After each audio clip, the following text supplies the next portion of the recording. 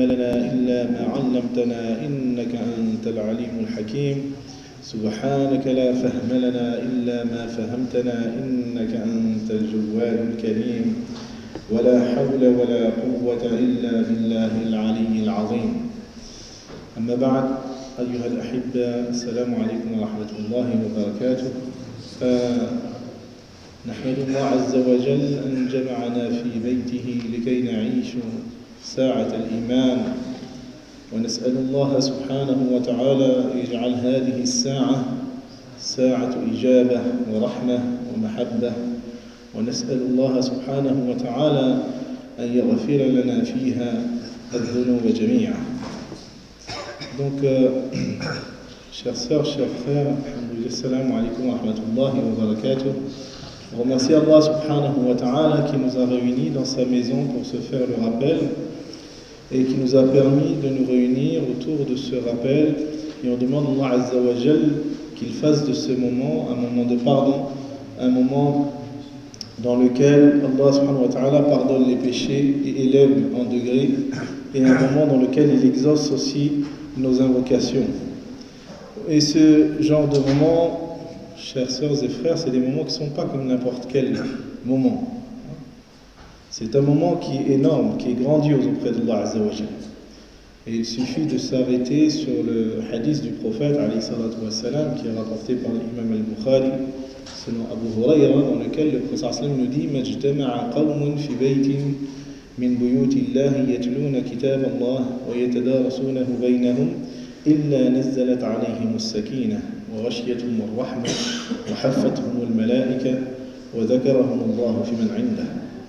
Et pour prendre la mesure de ce moment, il suffit de s'arrêter sur un hadith. Et combien il y a des hadiths qui parlent des mérites de ces moments-là et de la grandeur de ces moments-là. Un hadith que l'on trouve chez l'imam al-Bukhari, selon Abu Hurayra, qui nous dit que le prophète a dit qu'il n'y a pas un groupe de personnes qui se réunissent dans une des maisons d'Allah, soit pour lire son livre, soit pour l'étudier, sans que sakina, la quiétude, ne descende sur eux, que les anges ne les entourent, et qu'ils soient donc aussi la miséricorde les enveloppe, et qu'ils soient mentionnés auprès d'Allah subhanahu wa ta'ala. Et ça, c'est une grande nouvelle de la part du prophète alayhi salatu wa salam. Et qui on est, nous, lorsqu'on revient à soi-même et qu'on se pose les questions, qu'est-ce qu'on représente dans la création d'Allah subhanahu wa ta'ala? Qu'est-ce qu'on est dans la création d'Allah azza wa jal? Qu'est-ce qu'on représente? Pas grand-chose. Ici, vous voyez juste déjà sur la ville d'Ambérieux, qu'est-ce qu'on représente? Et dans la région, qu'est-ce qu'on représente? Et dans le pays, qu'est-ce qu'on représente? Et dans le continent, qu'est-ce qu'on représente? Et sur terre, qu'est-ce qu'on représente? Et ça, c'est pas un film de la création d'Allah subhanahu wa ta'ala. Allah qui a créé les 7 cieux et qui nous dit que le premier ciel, c'est Sama-ad-Dunya, c'est l'univers qu'on connaît. Ça, c'est juste le premier ciel. Et le prophète nous dit que le premier ciel par rapport au deuxième ciel, c'est comme une bague dans le Sahara, dans le désert. Et le deuxième ciel par rapport au troisième, c'est comme une bague dans le désert. Et le troisième par rapport au quatrième, imaginez. Et Allah Ta'ala nous dit وَسِعَ كُرْسِيُّهُ السَّمَاوَاتِ وَالْأَرْضِ. Et son trône, il est encore plus grand que les 7 cieux. Et qui on est dans tout ça? Qu'est-ce qu'on représente? Et malgré tout, Allah subhanahu wa ta'ala nous a fait venir, il nous a écrit cette bonne action, et il fait qu'il parle de nous en ce moment.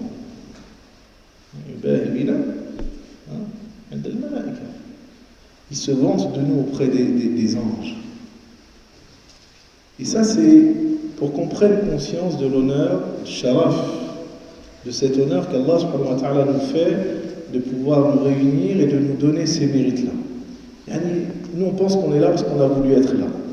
Alors on est là parce qu'Allah subhanahu wa ta'ala a voulu qu'on soit. Il n'y a personne qui est ici parce qu'il a voulu lui. Allah azza wa jalla nous dit إِذَا قَضَى أَمْرًا فَإِنَّمَا يَقُولُ لَهُ كُنْ فَيَكُونُ. Et si il décrète une chose, il a juste à dire soit et elle est. وَلَا حَوْلَ وَلَا قُوَّةَ إِلَّا بِاللَّهِ. Et il n'y a de force et de puissance qu'Allah subhanahu wa ta'ala. Si tu crois que tu te mouves par toi-même, que tu respires par toi-même, que tu fais des choses par toi-même, alors Shaitan, il t'a trompé. Parce qu'en vérité, tout ce que tu fais, c'est par Allah subhanahu wa ta'ala. Et c'est pour ça, justement, c'est un grand bienfait. Tu viens, tu t'assois, tu écoutes le rappel, et avec ça, subhanallah, sakina, elle descend sur toi, la miséricorde, elle t'enveloppe, les anges, ils t'entourent. Quelle belle compagnie que la compagnie des anges. Et le plus grandiose, c'est que le prophète nous dit qu'Allah il parle de toi, subhanallah. Qui on est pour qu'Allah il parle de nous? Est-ce qu'on prend conscience et qu'on prend la mesure de ce moment énorme où Allah Azza wa Jal, il est en train de parler de nous? Subhanallah. Si demain quelqu'un de célèbre, de grandiose, de connu par le monde entier, il parle de toi, tu vas dire aux gens, regarde, il a parlé de moi. C'est de moi qu'il a parlé. Alors que dire de l'Khaliq, du Créateur? Il est en train de parler de nous. C'est pas moi qui le dis, c'est le prophète, alayhi salatu wassalam. Et le prophète, il ne dit que la vérité. وَلَا يَنْطِقُ عَنِ الْهَوَىٰ إِنْ هُوَ إِلَّا وَحْيٌ يُوحَىٰ. Comme dit Allah subhanahu wa ta'ala dans Surat Al-Najm, le prophète ne parle pas sous l'effet des passions, de la passion, mais il parle sous l'effet d'une révélation qui lui est parvenue. Donc s'il dit une chose, c'est la vérité, sallallahu alayhi wa sallam. Quand il dit qu'à ce moment précis, nazalat alayhim as-sakina, il faut qu'on ait le yaqin, il faut qu'on ait la certitude que c'est le cas. Quand il dit que la miséricorde les enveloppe, il faut être sûr qu'on soit pris et enveloppé par la miséricorde d'Allah Azza wa Jalla. Quand le prophète nous dit que les anges les entourent, il faut qu'on soit certain que les anges nous entourent. Il ne faut pas qu'on ait de doute. Et quand le prophète nous dit pareil, on doit être certain qu'Allah Azza wa Jalla, il est en train de parler de nous. Et dans quel état on doit se trouver alors? Soyez heureux. Allah il est en train de parler de nous. Des fois on vient à la mosquée, on écoute danse, on tire la tête, on est... Non, souriez, subhanallah. Allah il est en train de parler de vous. فهل كانت سبحان الله نعمة أكبر من هذه النعمة? Est-ce qu'il y a un bienfait plus grand que ce bienfait? Qu'Allah il parle de toi, qu'Allah il te mentionne parmi sa création. Et c'est pour ça que on ne peut pas commencer ce genre de réunion sans au préalable remercier Allah subhanahu wa ta'ala. Parce que tous les bienfaits nous proviennent d'Allah subhanahu wa ta'ala. Toutes bonnes choses nous proviennent d'Allah subhanahu wa ta'ala. وَمَا بِكُم مِّن نِّعْمَةٍ فَمِنَ اللَّهِ مَا أَصَابَكَ مِنْ حَسَنَةٍ فَمِنَ اللَّهِ. Allah Azza wa Jalla nous rappelle que le bien il vient de lui. Qu'il n'y a pas une chose de bien qui nous touche sans que l'origine soit Allah subhanahu wa ta'ala. Et c'est pour ça qu'on doit remercier Allah Azza wa Jalla. Parce que le remerciement et la reconnaissance, c'est le propre de l'ibad. Celui qui ne remercie pas son Seigneur, il ne l'a pas adoré. Celui qui ne fait pas preuve de gratitude, il ne l'a pas adoré. Pourquoi on adore Allah Azza wa Jalla? Pourquoi on prie? C'est parce que pour le remercier de ce qu'il nous a donné comme bienfait apparent et caché. Et Allah Azza wa Jalla a mis en opposition la reconnaissance avec la mécréance. فَاذْكُرُونِي أَذْكُرْكُمْ وَاشْكُرُوا وَلَا تَكْفُرُونَ. Allah il nous dit dans le Coran, soyez présents à moi, je serai présent à vous, et soyez reconnaissants. Soyez reconnaissants et ne soyez pas du nombre des ingrats, de ceux qui renient les bienfaits d'Allah subhanahu wa ta'ala. Et donc c'est pour ça qu'on ne peut pas commencer cette séance sans au préalable remercier Allah subhanahu wa ta'ala, qui est la source de tous les biens, qui nous a permis de nous réunir ensemble. Et en même temps, on remercie nos frères et nos sœurs de l'association qui a organisé justement cette rencontre. On demande à Allah Azza wa Jal qu'il fasse que chaque effort qu'ils ont pu faire pour nous réunir soit une source de bonheur pour eux et au qiyamah. Et c'est important de remercier vos frères et vos sœurs qui, alhamdoulilah, vous permettent d'avoir des moments comme cela. Et le prophète nous dit, celui qui ne remercie pas les gens ne remercie pas Allah en vérité. Donc, il faut remercier vos pères déjà et vos grands-pères qui ont travaillé pendant des années pour avoir, masha'Allah, cette belle mosquée dans cette ville, et remercier aussi les membres de l'association qui vous permettent de venir y prier et qui vous permettent de vivre le rappel. C'est un grand bienfait. On ne se rend pas compte, il y a des endroits où les gens ne peuvent pas se réunir. ne peuvent pas prier ensemble. Regardez nos frères en Chine, ne peuvent pas se réunir pour faire seulement la prière. Ils ne peuvent même pas dire je suis musulman. Alhamdulillah, Allah lui t'a facilité, t'a permis de venir et il a utilisé des gens pour que tu bénéficies de ses bienfaits. Et donc Allah Azza wa Jal que nous soyons parmi des serviteurs sincères et reconnaissants. Donc les frères m'ont invité, donc je vais essayer Inch'Allah de m'arrêter sur ce sujet-là pendant un petit moment, donc sur la notion de l'wasatiyya, donc du juste milieu et surtout derrière de la participation au quotidien du musulman, dans son contexte, dans son environnement. Et on va voir en vérité que ça fait partie de l'wasatiyya. Ça fait partie du juste milieu d'être avec les gens. Le prophète ne s'est pas mis dans une grotte et il a attendu que la mort lui vienne. Il ne s'est pas détaché de Quraysh, bien que Quraysh était des idolâtres, il ne s'est pas détaché d'eux pour vivre renfermé sur lui-même, bien au contraire. Allah subhanahu wa ta'ala, il nous rappelle que s'il a créé l'homme, c'est pour lui définir deux objectifs. Ces deux objectifs vont lui permettre justement d'atteindre cette notion de wasatiyya, de juste milieu. Le premier objectif, c'est d'adorer Allah Azza wa Jal et de le connaître. Allah Azza wa Jal nous dit dans le Coran وَمَا خَلَقْتُ الْجِنَّ وَالْإِنسَ إِلَّا لِيَعْبُدُونَ. Je n'ai créé les djinns et les génies et les hommes que pour qu'ils m'adorent, dans le sens qu'ils apprennent à connaître Allah subhanahu wa ta'ala. Et l'ibada, elle a pour but de se rapprocher d'Allah Azza wa Jal. Donc Allah Ta'ala nous a créé dans un premier sens pour qu'on se rapproche de lui. Allah Ta'ala nous dit يا أيها الناس اعبدوا ربكم الذي خلقكم والذين من قبلكم لعلكم تتقون.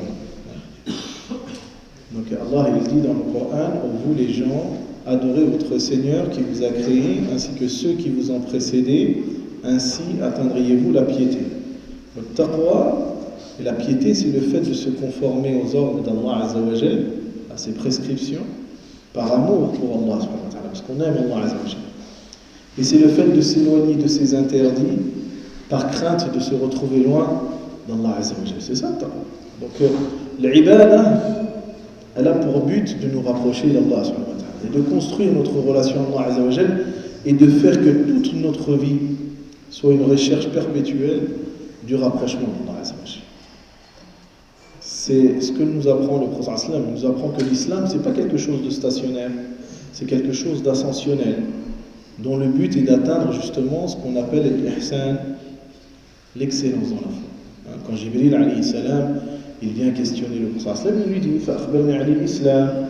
Le prophète lui répond تشهد أن لا إله إلا الله وأن محمد رسول الله وتقيم الصلاة وتؤتي الزكاة وتصوم رمضان وتحج البيت إن استطعت إليه سبيلا.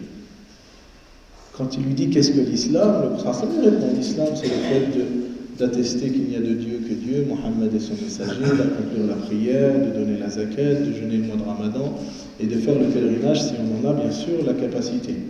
Et Jibril lui dit sadaqt. Et quand il lui dit fakhbirna 'anil iman, informe-moi au sujet de la foi, le prophète lui répond c'est le fait de croire en Dieu, en ses anges, en ses livres, en ses messagers, au jour dernier, c'est le fait de croire au destin, qu'il soit bon ou mauvais. Et après il lui dit فأخبرني عن الإحسان. Et informe-moi donc au sujet de l'excellence dans la foi. Et c'est ça l'objectif qui nous est demandé, d'être dans l'ihsan. Et on va voir que l'ihsan, c'est une notion de wasat. C'est une question de juste milieu. Et là, le prophète lui répond que l'ihsan, c'est quoi? أن تعبد الله كأنك تراه فإن لم تكن تراه فإنه يراك. L'ihsan, l'excellence, c'est le fait d'adorer Allah subhanahu wa ta'ala comme si tu le voyais. Et car si tu ne le vois pas, sache que lui il te voit. Tu peux te cacher où tu veux. Tu peux te soustraire au regard de qui tu veux. Il y a un regard auquel tu ne peux pas te soustraire, c'est celui d'Allah Azza wa Jal. Inna Allah kana alaykum raqiba. Allah Azza wa Jal nous dit que Allah Azza wa Jal nous observe. Il est vigilant par rapport à ce que l'on fait. Wa ma Allahu bi ghafilin amma ta'malun. Allah n'est pas insouciant à ce que vous faites. Et donc, l'insan, quand il chemine, Allah Ta'ala l'a créé pour qu'il connaisse son Seigneur.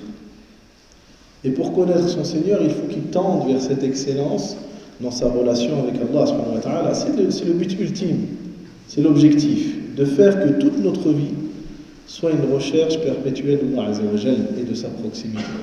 C'est un témoignage qu'Allah Azza wa Jal a demandé au prophète alayhi salatu wa salam de faire lorsqu'il lui dit dans Surat Al-An'am « Qul inna salati wa nusuki wa mahyaya wa mamati lillahi rabbil alamin la sharika lah wa bidhalika umirtu wa ana awwal al-muslimin » Allah Azza wa Jal lui dit dans le Coran al-Karim « Dis ma prière ainsi que mes actes de dévotion ainsi que ma vie et ma mort appartiennent à Allah subhanahu wa ta'ala. » Tout. Et c'est en cela qui m'a été demandé de me soumettre et je suis le premier à le faire. Donc le croyant, la croyante, lorsqu'il chemine vers Allah subhanahu wa ta'ala, il doit faire en sorte que toute leur vie, c'est une recherche de la proximité de Allah Azza wa Jal. Que ce soit dans sa relation avec Allah Azza wa Jal, mais aussi dans sa relation avec les autres. Parce que quand on parle de ihsan, l'ihsan, c'est non seulement dans notre relation avec Allah Azza wa Jal, mais aussi dans notre relation à l'autre. Et l'excellence, elle est loin des extrémismes. Elle est loin des rigorismes. D'ailleurs, le prophète il a dit par plusieurs fois malheur aux rigoristes.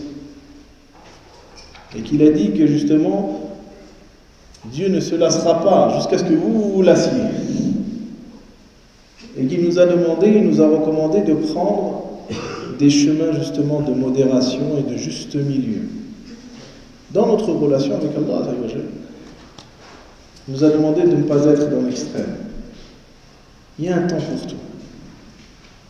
Dans ta relation avec Allah, cette notion de wasat, de juste milieu, elle doit s'exprimer. Et c'est ça la voie du prophète. C'est pas la voie de faire trop ou de ne pas faire, mais de faire ce qu'il faut. Une fois, on connaît tous ce hadith, c'est Anas ibn Malik qui le rapporte, qui dit que 3 hommes sont venus voir les épouses du prophète alayhi salatu wa sallam. Et ils ont questionné les épouses du prophète alayhi salatu wa sallam sur la façon d'adorer Dieu, du prophète sallallahu alayhi wa sallam. Comment il adorait Allah subhanahu wa ta'ala. Et les épouses du prophète sallallahu alayhi wa sallam lui ont raconté. Voilà, le prophète sallallahu alayhi wa sallam il fait ça, ça, ça. Et ces hommes, ils étaient étonnés. Ils étaient étonnés. Ils pensaient que le prophète il faisait plus que ça. Ils étaient étonnés. Ils se disent, mais ils ont trouvé une excuse. Ils se sont dit, oui, mais lui c'est normal, c'est le prophète. Allah lui a pardonné ses péchés, passés, présents, futurs. C'est pour ça qu'il n'a pas besoin de faire autant. Et l'un d'eux va dire, mais nous c'est pas pareil. Moi à partir d'aujourd'hui, je dors plus la nuit. Je vais faire que prier. Prier. Et le deuxième, il va dire, moi, je vais jeûner toute l'année. Je ne m'arrête pas de jeûner. Je jeûne tous les jours. Et le troisième va dire, moi, je ne me marierai pas avec les femmes. Ça y est. J'ai décidé de vivre une vie monacale, comme un moine. Et lorsqu'ils vont dire ça, on va... Donc le prophète va entendre ce qu'ils ont dit et il va leur demander, il va leur donner une confirmation. Est-ce que c'est bien ce que vous avez dit? Est-ce que c'est bien là ce que vous avez dit? Et ils vont lui confirmer, oui c'est bien ce qu'on a dit. Et là le prophète va leur répondre, certes, je suis celui qui craint le plus Dieu parmi vous. Je suis celui qui craint le plus Allah. Et je suis le plus pieux parmi vous. Il n'y a pas quelqu'un qui a une foi plus grande que celle du prophète, alayhi salatu wa salam. Il n'y a pas quelqu'un qui avait une éminence plus grande que celle du prophète, alayhi salatu wa salam. Il n'y a pas quelqu'un qui avait une moralité plus grande que le prophète, alayhi salatu wa salam. Il leur rappelle qu'il est le messager d'Allah et l'homme le plus pur que la terre a porté. Et il leur dit, mais malgré cela, je dors une partie de la nuit et je me lève une partie. Et un jour je jeûne et un jour je rentre mon jeûne. Et je me marie avec les femmes. Et qu'est-ce qu'il dit derrière? Et celui qui se détourne de ma sunna, il a appelé ça sa sunna, d'être dans le wasat. Et celui qui se détourne de ma sunna,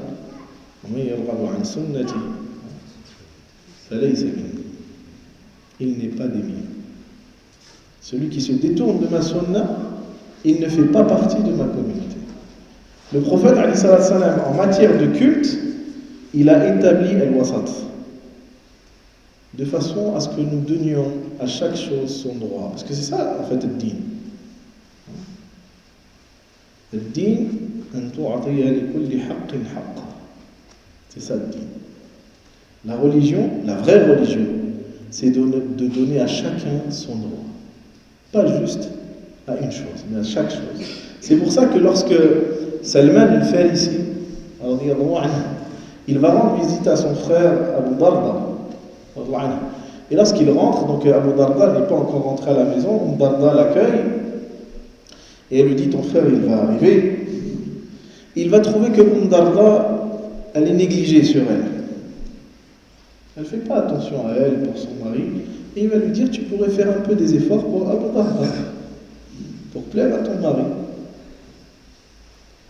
Et Abu Darda va lui dire, mais ton frère Abu Darda, il ne s'intéresse pas aux choses de dunya. Il jeûne le jour et il prie toute la nuit. Donc moi, je n'ai pas de place, donc ça ne sert à rien que je me fasse belle et que je me pare pour lui. De toute façon, il jeûne le jour et il prie la nuit. Ensuite, Abu Darda va rentrer et Abu Darda va servir à manger à Salman et Abu Darda. Et Salman va commencer à manger, Abu Darda il va dire non, je jeûne. Et Salman il va lui dire mange. Il va lui faire rompre son jeûne. Il va lui dire mange-moi. Parce que Salman il est gêné de manger alors que Abu Darda il jeûne. Et ça c'est devenu un hukm, une règle, que toute personne qui jeûne, le jeûne surrogatoire, on ne parle pas du jeûne obligatoire, mais toute personne qui jeûne un jeûne surrogatoire, qui reçoit des gens, il doit rompre son jeûne pour ne pas mettre mal à l'aise ses invités. C'est une règle, c'est devenu une règle, un hukm. Le plus important, c'est que tu mettes à l'aise ton invité plutôt que tu jeûnes. Et nous, des fois, on est là, non, je fais comme ça, quitte à mettre mal à l'aise aux gens, même quitte à mal me comporter avec les gens, parce que je pense que je détiens une vérité absolue. Et Abu Darda, il va rompre son jeûne, il va manger avec Salman. Parce qu'il ne voulait pas mettre mal à l'aise Salman. Et lorsqu'ils ont fini de manger, donc Abu Darda lui prépare son lit et le sien, et Salman vient pour s'allonger, et voilà qu'Abu Darda il s'oriente vers le Qibla pour faire la prière. Toute la nuit, comme d'habitude. Et là, Salman lui dit, viens dormir. Viens, il faut que tu dormes. Et Abu Darda, il est contrarié. Il dit, comment ça? Celui-là, il m'empêche de jeûner, et il m'empêche de prier la nuit. Et Salman, il lui dit, oh Abu Darda, sache qu'Allah, il a des droits sur toi. Mais ta femme aussi, elle a des droits sur toi. Et ton corps, il a des droits sur toi. Et tes yeux, ils ont des droits sur toi. Et la religion, c'est de donner à chacun son droit. Et Abu Darda, il était contrarié, parce que c'est un homme qui adorait beaucoup Allah Azza wa Jalla. Et quand il va aller le matin voir le prophète, il va dire, Ya Rasulullah, voilà ce qu'il a fait, Salman. Il m'a fait rompre mon jeûne. Il m'a empêché de prier la nuit, et en plus il me dit, c'est comme ça que je dois faire, que je dois donner un droit à mes yeux, à Allah, à ma femme et à chaque chose. Qu'est-ce qu'il lui a répondu le prophète Salman? Non, Sadaqa Salman. Salman a dit vrai, c'est ça la religion. La religion, c'est de donner à chaque chose son droit. C'est pour ça que le Prophète nous dit que c'est une religion de responsabilité. Celui qui est un bon croyant, c'est celui qui donne à chacun son droit et qui fait attention à donner à chacun son droit. Sahaba, ils sont atteints à un tel degré de ihsan dans leur relation à Dieu mais aussi aux autres, au point que quand Omar, il devient calife, alors que Omar, vous vous rappelez, c'est ce compagnon, ce grand compagnon qui avant l'islam a enterré sa fille vivante. qui buvait l'alcool, qui se bagarrait, qui était méchant avec les gens, subhanallah, qui a torturé des musulmans. Et quand il devient musulman, il a atteint un tel degré de foi et d'excellence que quand il devient calife, il dit « J'ai peur le jour dernier qu'Allah subhanahu wa ta'ala me demande des comptes à cause d'un âne, pas une personne, un âne, à cause d'un âne qui se serait cassé la patte parce que je n'aurais pas pavé sa route en Irak. » Il se soucie de l'âne qui est en Irak. Vous voyez la foi jusqu'où elle mène. Aujourd'hui, tu trouves des fois des responsables, ils meurent de faim et c'est pas grave. Alors que ceux qui avaient le pouvoir et qui avaient la foi en même temps, ils avaient ce souci pour tout le monde, même pour les ânes. Et c'est ce genre de personnes que le prophète il a éduqué. Il les a éduqués dans le juste milieu. Il n'aura pas dit vous faites trop. Il n'aura pas dit vous faites pas. Il leur a dit soyez dans votre relation avec Allah subhanahu wa ta'ala dans ce que vous pouvez faire. Et cherchez justement le chemin de l'excellence petit à petit. Pas du jour au lendemain, ça y est, d'un coup tu fais tout jusqu'au point où après tu lâches parce que tu n'es pas capable de faire. Donc dans notre relation avec Allah subhanahu wa ta'ala, il faut être dans le wasat, il faut être dans le juste milieu. Et d'ailleurs, al-wasat, c'est un dérivé du mot en arabe al-awsat. Ça veut dire quoi al-awsat? Le meilleur, c'est ça. Ce qu'il y a de meilleur. Al-awsat, ça veut dire ce qu'il y a de meilleur. C'est-à-dire que le juste milieu, c'est en fait l'excellence. Ça va de pair. Les extrêmes, c'est pas l'excellence. Que ce soit le laxisme ou le rigorisme, c'est pas l'excellence dans la foi. L'excellence dans la foi, elle se trouve justement dans le juste milieu. Déjà dans ta relation avec Allah Azza wa Jalla. Allah, il sait que tu as besoin de vivre. Il sait que tu as besoin de travailler. Il sait que tu as besoin de te reposer. Il sait que tu as besoin de te divertir. Il sait que tu as besoin d'avoir une famille. Sinon, pourquoi il t'a créé tout ça? C'est qui t'a donné tout ça? C'est Allah. Allah, il nous dit زين للناس حب الشهوات من النساء والبنين والقناطير المقنطرة من الذهب والفضة والخيل المسومة والأنعام والحرث ذلك متاع الحياة الدنيا. Allah Ta'ala nous dit, nous avons enjolivé aux hommes l'amour des femmes, des enfants, des trésors thésaurisés d'or et d'argent, ainsi que les montures décorées. Le khayl al-musawwama.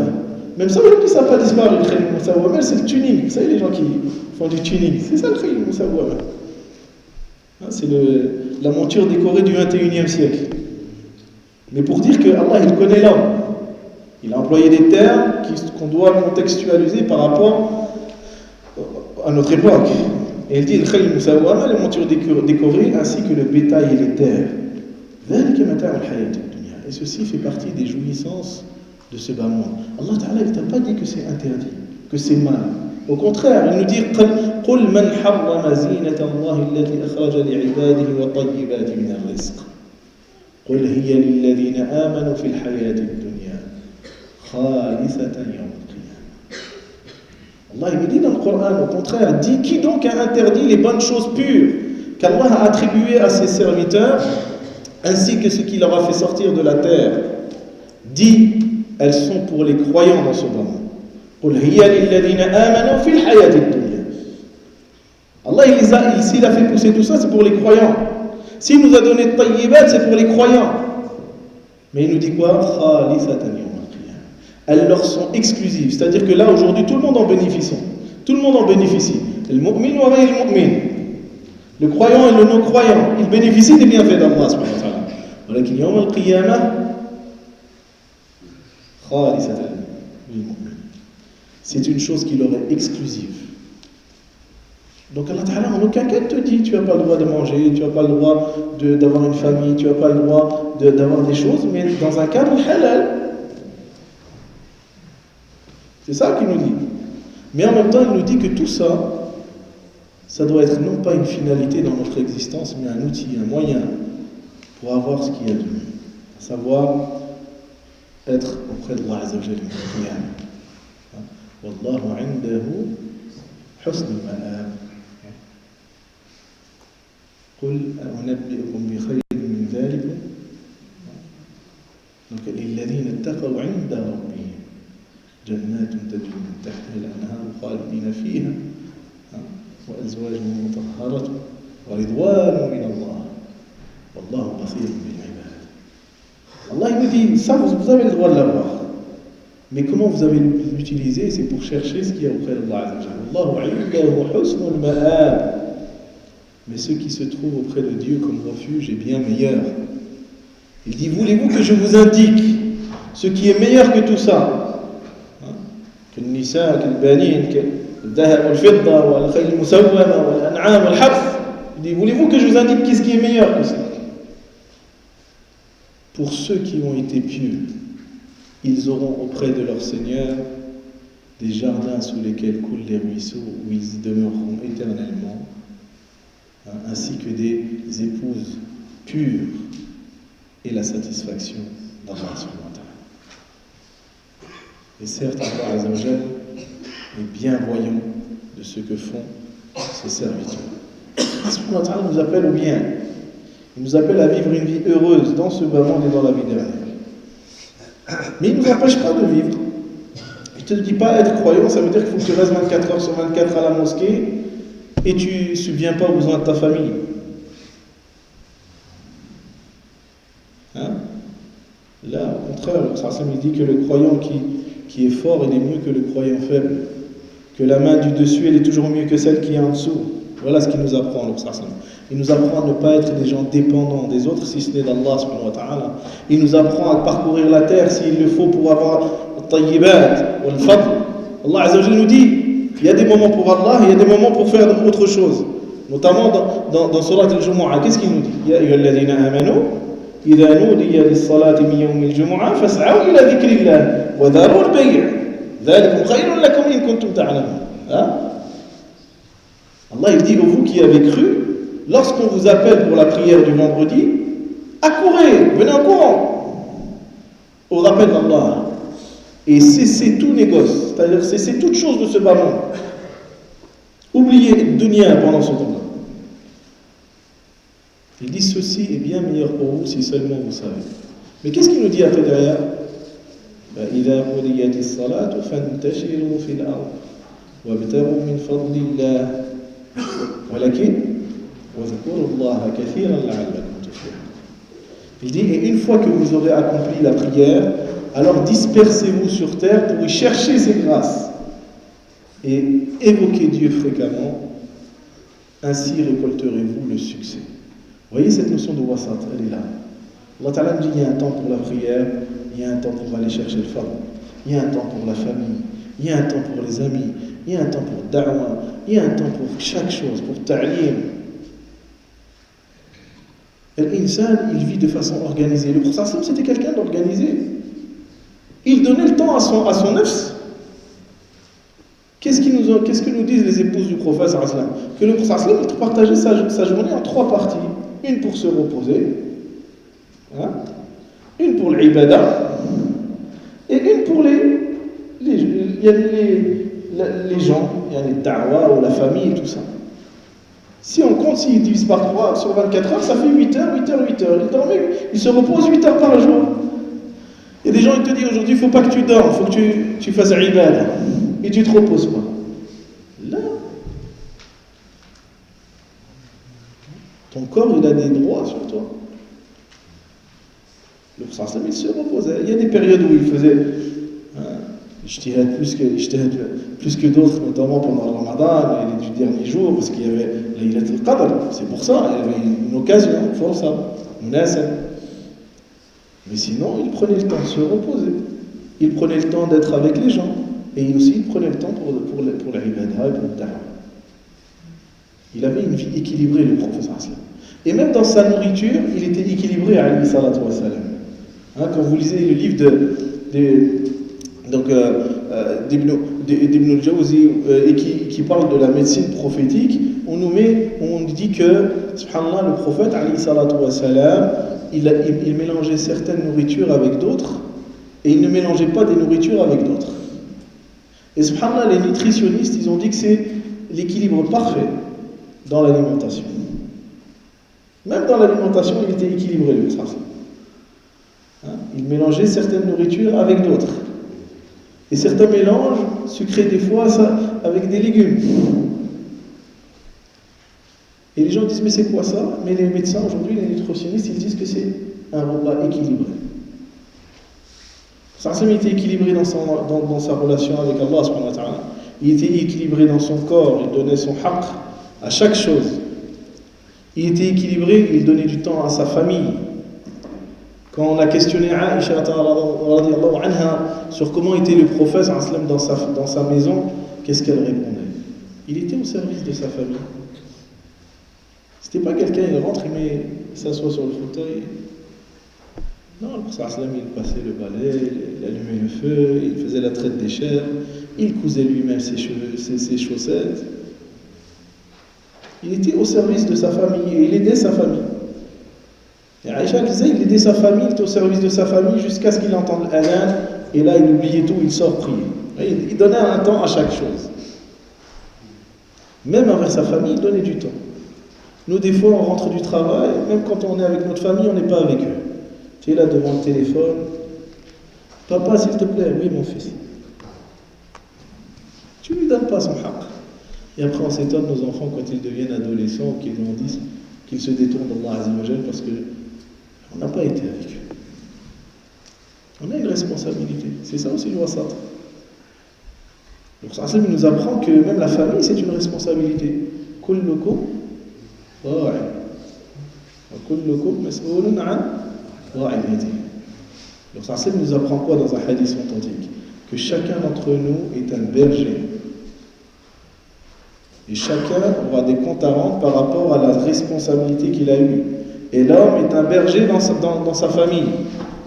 Et il aura des responsabilités, il aura des comptes à rendre par rapport à la famille. La femme est une bergère dans la maison de son mari. Et elle aura des comptes à rendre par rapport à sa responsabilité.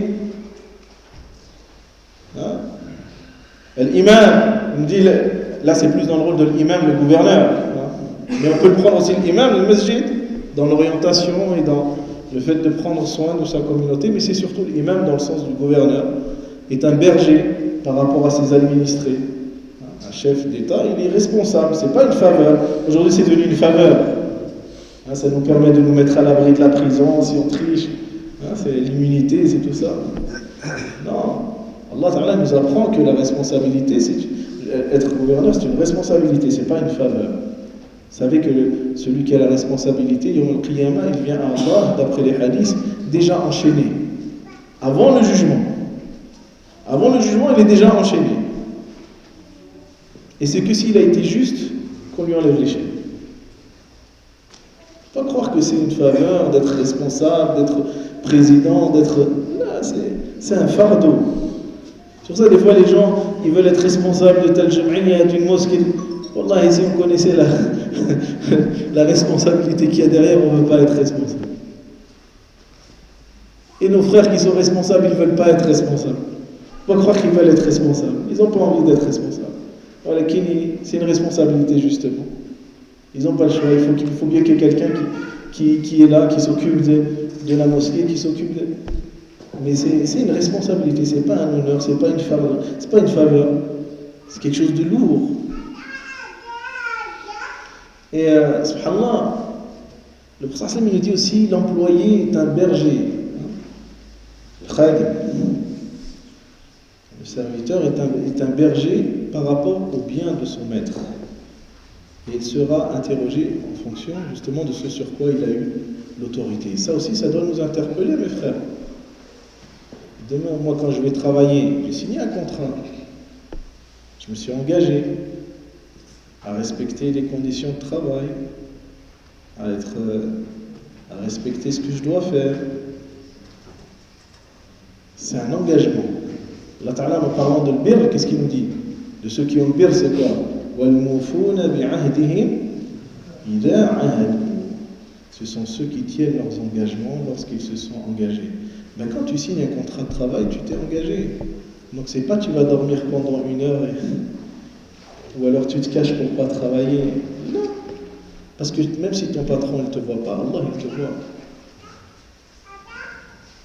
Vous voyez? Ça fait partie du wasatiyya. Nous on pense que ça concerne que certaines choses. Mais le prophète nous dit que chaque chose, le juste milieu, c'est de donner à chaque chose son droit. Et donner à chaque chose son droit, même avec les gens, à l'extérieur. Allah Ta'ala nous dit quoi par rapport aux gens? Wa ahsinu, inna Allah yuhibbul muhsinin. Soyez excellents, soyez bienfaisants envers les autres. Allah aime les bienfaisants. Wa qulu lin-nasi husna. Et dites aux gens de belles paroles. Et il nous demande d'être justes, même envers ceux qui ne sont pas justes envers nous, même envers ceux qui nous font du mal. C'est ça le wasat. C'est de ne pas se laisser aller, même avec l'autre. Et de jouer un rôle positif. Allah Ta'ala nous dit dans le Coran. Il nous parle il s'adresse aux musulmans et il leur dit quoi? وَلَا يَجْرِمَنَّكُمْ شَنَآنُ قَوْمٍ أَنْ صَدُّوكُمْ عَنِ الْمَسْجِدِ الْحَرَامِ أَنْ تَعْتَدُوا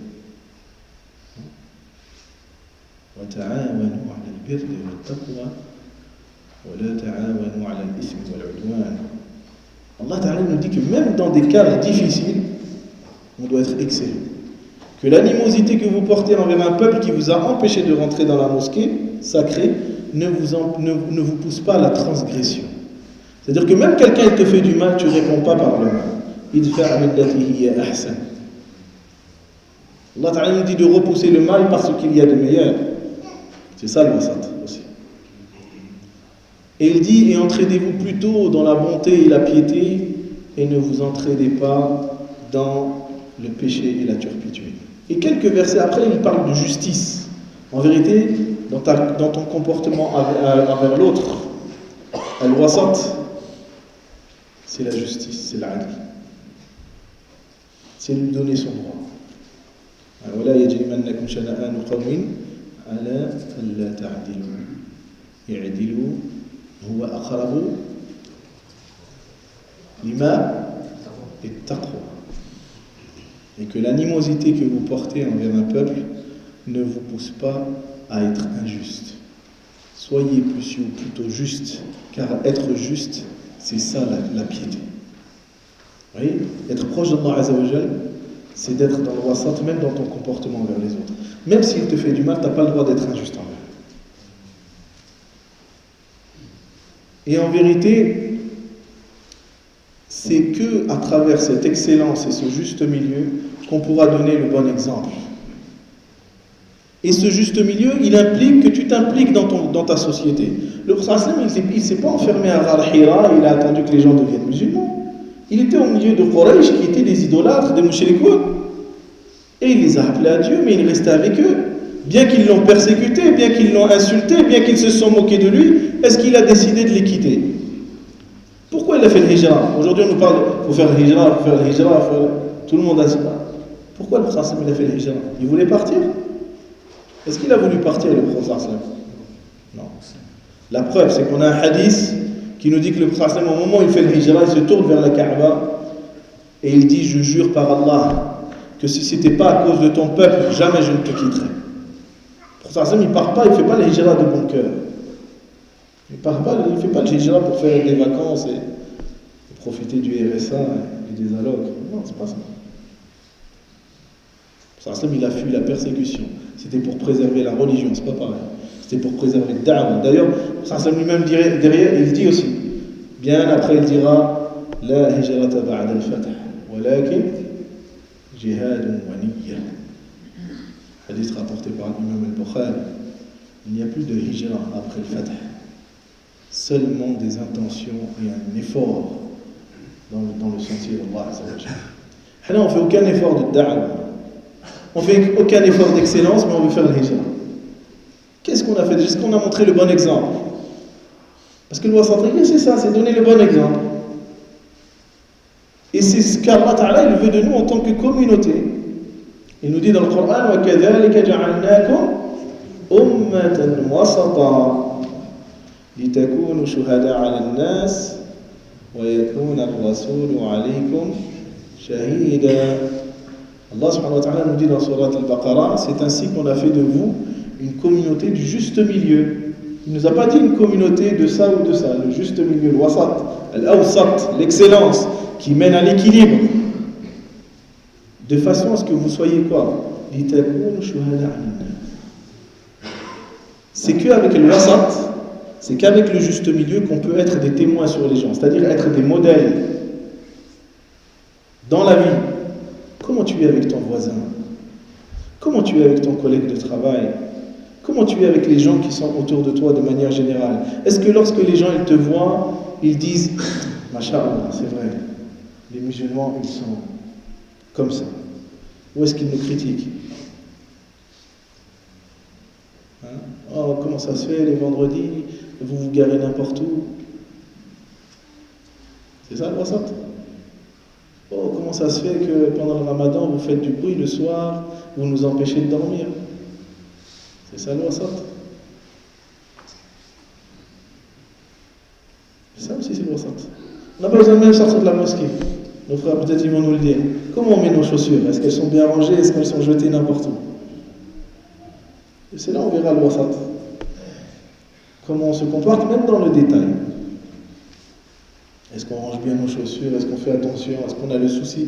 Vous savez, j'avais un frère qui était imam dans une mosquée et il était arrivé dans une mosquée, il était jeune, il avait tout changé, il voulait faire beaucoup de choses. Et le président, il l'a pris, il lui a dit viens. Toi, tu es jeune, tu ne sais pas. Le président, c'était quelqu'un qui avait l'expérience. Je lui ai dit qu'est-ce que tu veux faire? Il lui dit je veux changer les gens. Il lui dit attends, je vais te montrer une chose, tu vas voir. Qu'est-ce qu'il a fait le président? Il a pris un sac de poubelle qui traînait par là, il l'a mis devant la porte du masjid, et il l'a laissé. Pendant une semaine, il n'y en a pas un qui allait le jeter. Pendant une semaine. Au bout d'une semaine, il allait voir l'imam, il dit viens avec moi.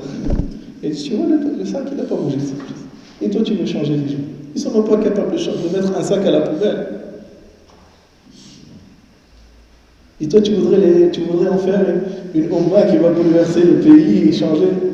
Oui, on doit être comme ça. Sahaba, ils ont bouleversé le monde entier en moins d'un siècle. Ils ont changé le monde. Le monde, il est devenu comme ça. Même l'Europe, elle est devenue ce qu'elle est aujourd'hui par les musulmans, par les premiers musulmans. Ça, on ne vous le dit pas, mes frères. La révolution industrielle en France, elle a été initiée par le califat de Cordoue. La médecine, elle a été initiée par les musulmans. L'architecture, elle a été initiée par les musulmans. L'astronomie, la physique, tous les hôpitaux. La première ville en Europe qui a bénéficié de l'éclairage public et un réseau d'égouts, c'est Cordoba. Sous les musulmans. C'est les musulmans qui ont fait ça. Donc ne croyez pas quand on vous dit vous êtes des barbares. C'est faux, c'est pas vrai.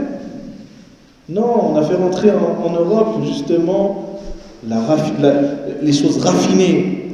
Et pendant que, à ce moment-là, à la même période, les gens ne se lavaient pas de leur vie.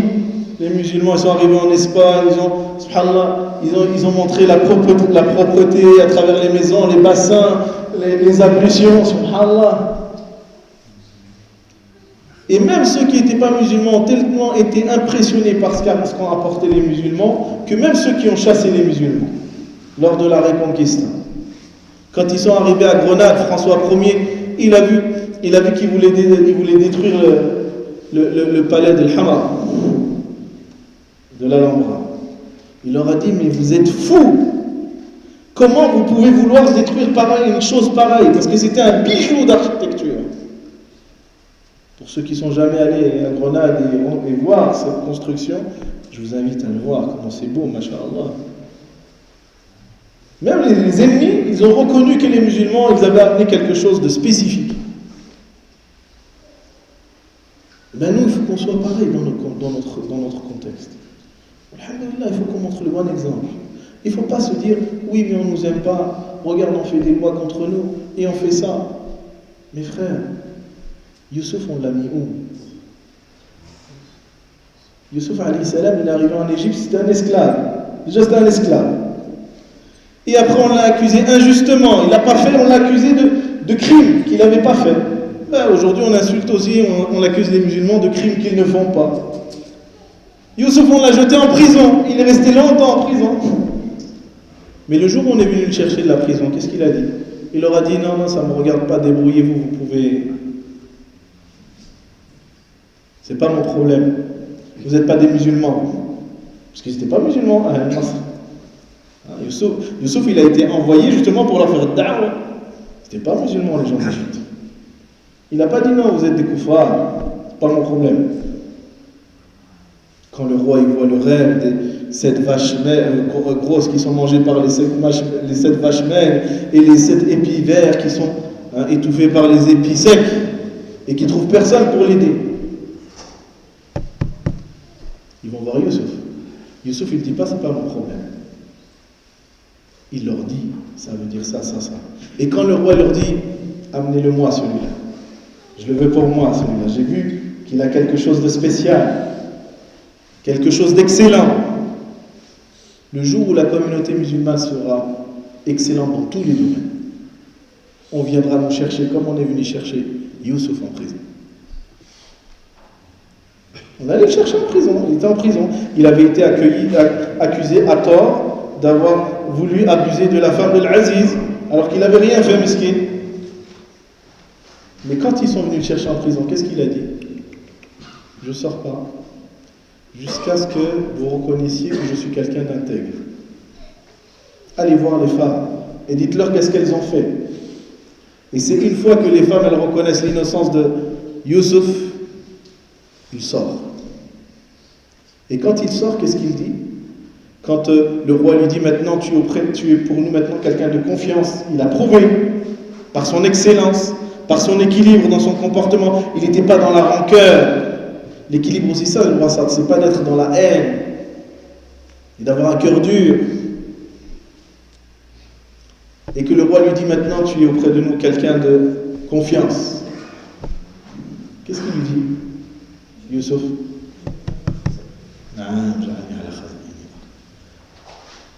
Fais de moi, en gros, maintenant le ministre du budget. C'est comme si c'était le ministre du budget. Ils l'ont mis en prison, il sort et il dit maintenant je vais vous rendre service. Je vais sauver l'Égypte, et pas que l'Égypte, toute la région, de la sécheresse, par la permission d'Allah. Et il va gérer les biens de l'Égypte, et il va sauver les Égyptiens de la famine. Alors qu'ils n'étaient pas musulmans. À ce moment-là, ils ne l'étaient pas. Ben, c'est comme ça que nous, musulmans, on doit être ici. C'est pas parce qu'on ne vit pas en terre d'islam que ça veut dire qu'on ne doit pas être excellent. C'est pas parce qu'on ne vit pas en terre d'islam que ça veut dire que ça ne nous regarde pas. Si ça nous regarde. On a une responsabilité. Si Allah Ta'ala nous a mis là, c'est pas par hasard. Hasha lillah. Sachez bien qu'Allah Azzawajal ne fait jamais rien par hasard. Il y a une hikmah. Si Allah Subhanahu wa Ta'ala a voulu qu'on soit dans ce pays, il y a une hikmah derrière. Alhamdulillah. C'est à nous de savoir maintenant comment mettre en pratique ce que Dieu attend de nous. Et Allah subhanahu wa ta'ala, il attend de nous al-wasat, l'excellence et le juste milieu, pour qu'on soit justement des modèles pour les autres. Dans la participation, je me pose cette question à moi-même et à mes frères. Combien d'entre nous, on est engagés dans des associations caritatives dans nos localités? Combien d'entre nous, on est engagés dans des structures officielles dans nos quartiers? Et on veut que la communauté, que la situation de la communauté, elle change. Là, si tu veux que la communauté, elle change, eh bien, il faut que tu participes. Et il y en a des fois qui me disent, oui, mais non, il faut qu'on reste entre nous. C'est pas bon. Ça, ils vivent au milieu des mégots. Il faut participer, il faut s'engager. Et même, il y en a, ils vont me dire, je vais dire une chose, il y en a, ils vont peut-être crier, même peut-être, ils vont dire, celui-là, ça y est, il est égaré, votez. Ouais. Il y en a, ils vont dire, c'est haram. Dans un cas de darura, même si tu considères que c'est haram, la nécessité, elle lève l'interdiction. Même si tu considères que c'est haram. C'est pas nécessaire aujourd'hui que les musulmans, ils jouent un poids, même dans le vote, parce que les lois, après, il ne faut pas pleurer qu'il y a des lois anti-islam. C'est normal, eux, ils ne nous voient que comme des chiffres. Ils voient, il y a des musulmans qui votent. Oh, on n'a pas besoin de construire une mosquée, les musulmans ils votent pas. Je vous assure, il y a des endroits où on interdit les mosquées en France. Parce que malheureusement, les musulmans ne sont pas, aux yeux de ceux qui sont les élus, ils valent rien. Ils n'ont pas beaucoup de musulmans. Et vous pensez que ça, c'est pas important d'avoir un masjid? Hein? Les carrés musulmans, les cimetières. Demain, si vous voulez que, alhamdoulilah, les choses elles changent pour nos sœurs à l'école, il faut que les musulmans s'intègrent et qu'ils participent. Comme Youssouf. Youssouf, il n'a pas dit non, je suis dans un bled de kafir. Je ne veux pas être le ministre de budget. Je ne veux pas sauver l'Égypte, ça ne me regarde pas. Il n'a pas dit ça, Youssouf alayhi salam. Il a pris la responsabilité. Il faut que nous musulmans, nous prenions nos responsabilités. Si Allah nous a mis sur ce contexte-là, ce n'est pas pour rien. Ce n'est pas juste pour venir travailler, rentrer à la maison. On a un devoir de da'wa. On a un devoir de participation. C'est ça le wasat. Litakounu shuhada ala nas. Afin que vous soyez des témoins. Comment tu veux être un témoin si tu n'es pas avec les gens? Si tu ne participes pas avec les gens? Si tu ne t'impliques pas avec les gens? Et pas qu'avec les musulmans, avec tout le monde. Avec tout le monde, avec le nas ajma'in. Le prophète Allah Ta'ala, il l'a pas envoyé juste pour les croyants. Il a envoyé les nas kaffa, pour toute l'humanité. Nous, on doit être aussi une rahma pour toute l'humanité. Parce qu'Allah Ta'ala, il a envoyé le prophète que pour ça. وَمَا أَرْسَلْنَاكَ إِلَّا رَحْمَةً لِلْعَالَمِينَ. Nous ne t'avons envoyé que comme une miséricorde pour les gens. On doit avoir cette miséricorde. Surtout qu'on vit dans un contexte où on voit des gens qui vivent loin d'Allah subhanahu wa ta'ala. Ça ne nous fait rien. Ces gens-là, s'ils meurent dans cet état, ils vont rencontrer Allah Azza wa Jalla, Allah sera en colère contre eux, ils vont être châtiés, et nous, ça ne nous fait rien. Si c'était nous à leur place, on doit avoir du souci pour l'autre. Le prophète, il avait du souci pour les gens de sa cité à la Mecque. Il les a tous réunis. Tous les clans de Quraysh, il les a réunis. Et il leur a dit, voilà, si derrière ces montagnes, il était sur le mont de Safa, si je vous dis que derrière cette montagne, il y a une armée qui est prête à vous attaquer, qu'est-ce que vous allez dire? Qu'est-ce qu'ils ont dit? On dira que tu dis vrai parce que tu nous as jamais menti. Vous voyez, il était un exemple. Avant, il a toujours été dans le wasat, dans l'excellence, dans l'équilibre. Les gens, ils ont reconnu en lui l'excellence. Ils ont dit, si tu nous dis ça, on ne peut pas te démentir. Parce que tu dis que la vérité. Tu es le véridique, le digne de confiance. Et c'est là où il leur a dit, dans ce cas, je vous avertis alors du châtiment d'Allah. Oui. Il aurait pu rester dans son coin, vivre sa vie tranquillement, sans être embêté par Quraysh. Mais il a senti la responsabilité parce qu'il portait le message.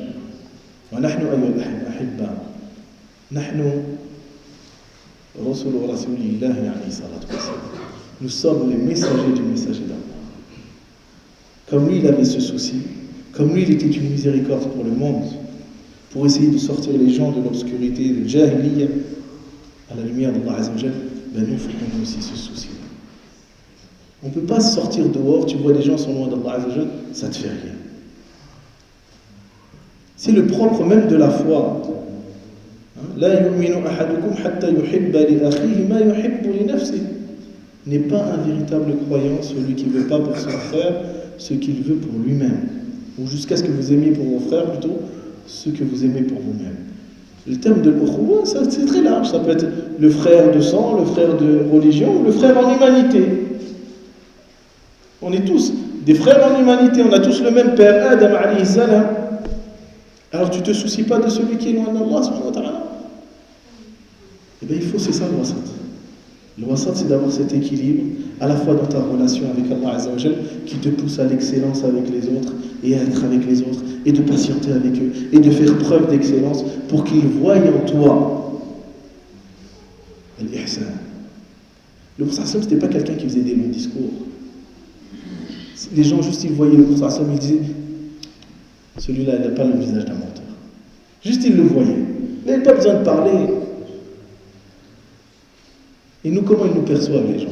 Quand tu sors de chez toi, comment ils te perçoivent ton voisin? Qu'est-ce qu'il pense de toi? On doit se soucier de ça. Parce que vous savez, et je finirai sur ça, une fois le prophète était avec les compagnons, Et puis il y avait un cortège funéraire qui est passé. Et quand on est passé devant le Prophète sallam, les gens ont dit ah machallah, celui-là il est comme ça, il était comme ça, rahimahullah.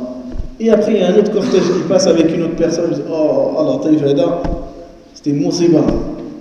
Et il faisait que du mal durant sa vie. Et à chaque fois le Prophète sallam il a dit il est comme vous avez dit.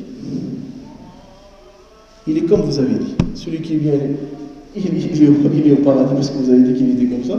L'autre, ils ont dit il est mal, il est comme vous avez dit aussi. Donc, ça ne veut pas dire qu'on doit rechercher le regard des autres. Mais qu'est-ce qu'on montre, qu'est-ce qu'on donne comme image aux non-musulmans? Est-ce qu'on donne une image d'excellence dans le comportement, dans le sourire, dans la serviabilité, dans l'amabilité?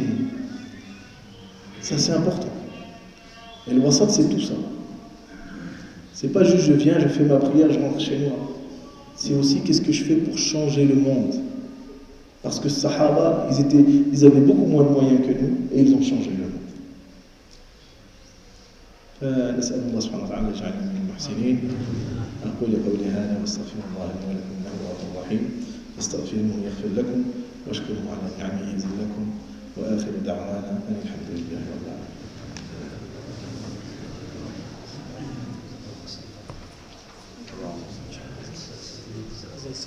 Il reste 7 minutes. Ouais, s'il y a des personnes qui ont des questions, Inch'Allah, bismillah. Inch'Allah. C'est les personnes qui ont des questions. Si vous avez...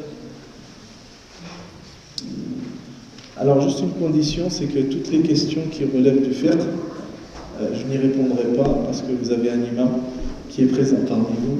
Et il est du devoir des fidèles de respecter l'imam. Il vous connaît mieux que je vous connais moi. Donc, tout ce qui est qadiyat al-fiqhiyya, donc les questions de fiqh, il faut toujours revenir à votre imam. Parce que je vous connais, il est tous les jours, il est là, il sait ce que vous vivez au quotidien, il connaît mieux vos situations que moi je peux les connaître.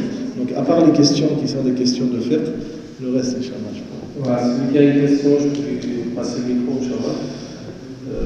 Après, s'il y a des sœurs dans la salle de prière, des femmes qui ont des questions, soit ils envoient une petite fille avec un papier ou je sais pas.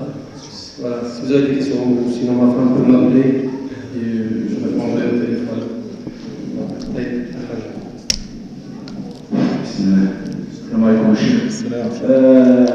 Pour l'instant, dans quelques temps, ça va être les élections. Est-ce que les jeunes, d'après certains qui disent que c'est haram, vous les ajoutent le vote?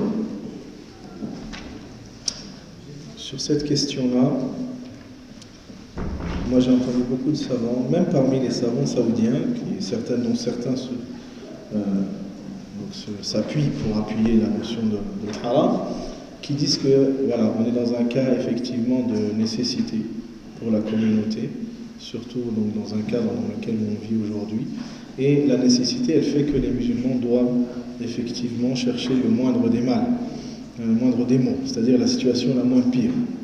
Donc effectivement, même ceux qui pensent qu'effectivement dans un cadre normal, si le gouverneur n'est pas musulman, qu'en plus il est corrompu, donc on ne doit pas voter pour lui, ils disent que la nécessité, elle lève l'interdiction. C'est-à-dire que le fait qu'on se trouve dans un cadre de difficulté, de contrainte, et surtout aujourd'hui encore plus qu'avant, eh bien si les musulmans ne choisissent pas celui qui déteste le moins les musulmans ou qui n'est pas contre les musulmans, il ne faut pas s'étonner après derrière que la situation ne s'arrange pas.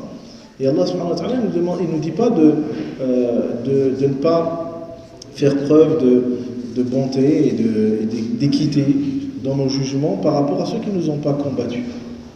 Allah Ta'ala nous dit dans le Coran لا ينهاكم الله عن الذين لم يقاتلوكم ولم يخرجوكم من دياركم أن تبروهم وتقسطوا إليهم. Donc participer et être avec les gens à partir du moment que c'est des gens qui sont justes, il n'y a pas de mal à s'allier même avec ces gens-là. Le Prophète il a assisté à Half al-Fudul quand il était jeune. Et Half al-Fudul, vous savez, c'est un pacte qui a été établi au sein de Quraysh. Pourquoi? Parce qu'il y avait un homme qui était venu vendre des dattes à un homme d'une tribu forte de la Mecque, et cet homme a refusé de lui payer. Et cet homme, il s'est plaint à Quraysh, et la famille du Prophète, donc la famille de Banu Abdel Manaf ou Banu Abdel Muttalib, donc les Banu Muttalib se sont alliés avec d'autres pour faire la guerre justement à cette tribu, donc qui refusait de donner justement à cet homme son bien. Et à la suite de ça, il y a eu un pacte qui s'appelle Hilf al-Fudul, qui s'est passé dans la maison de Abdullah ibn Jud'an, qui était un mushrik. Et le prophète sallam plus tard il dira, j'ai assisté dans la maison de Abdullah ibn Jud'an, qui était un mushrik, un pacte. Si on m'appelait aujourd'hui, j'y répondrai favorablement et je ne remplacerai pas ce moment-là, même contre un troupeau de chamelles rousses. À l'époque, les chamelles rousses, c'est comme les Ferrari aujourd'hui. C'était le top des montures. Il a dit, même si contre un troupeau de chamelles rousses, je ne changerai pas ma place de ce moment où j'étais présent à Hilf al-Fudul. Pourtant, c'était des non-musulmans. Et il a dit, si on m'appelle encore aujourd'hui à ce genre de choses, je réponds. Donc une alliance dans la justice pour rétablir le bien, pour établir la justice sur terre, que la personne soit musulmane ou pas, ben tu t'allies à cette personne, il n'y a pas de problème. Le Prophète il l'a fait. Lorsqu'il a fait le hijra, même quand il a fait le hijra, il a engagé un guide qui n'était pas musulman. C'était un mushrik. Mais c'était un homme qui était connu pour sa sincérité, pour son intégrité, pour sa compétence de guide dans le désert. Le Prophète il l'a pris comme guide. Et Abdullah ibn Urayqit, il va observer le Prophète pendant toute la hijra, il va se convertir, tellement il va être touché par le comportement du Prophète. Donc nous aussi, il faut qu'on montre le bon comportement, il faut qu'on soit présent. Et la nécessité, moi je pense qu'effectivement, à un moment, il faut qu'on se réveille, il faut qu'on se structure. Regardez, il y a des pays comme l'Angleterre, on a plusieurs maires qui sont musulmans maintenant. Et aujourd'hui, la situation change pour les musulmans, parce que les maires sont musulmans.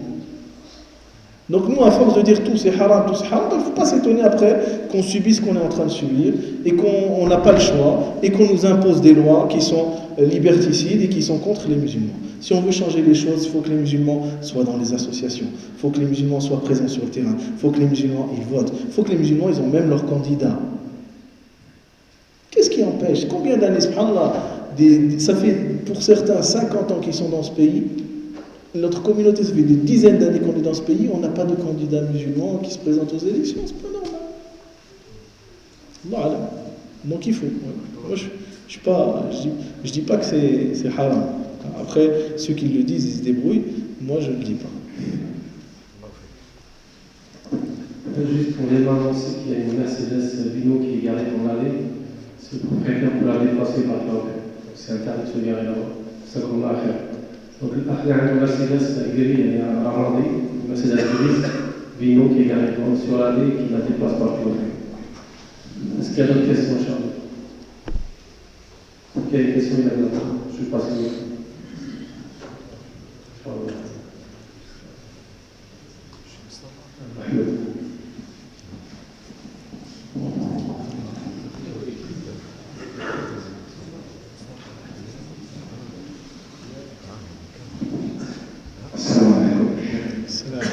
Moi je viens d'arriver en retard, mais j'ai une question qu'on puisse poser, que je puisse poser pour qu'on puisse répondre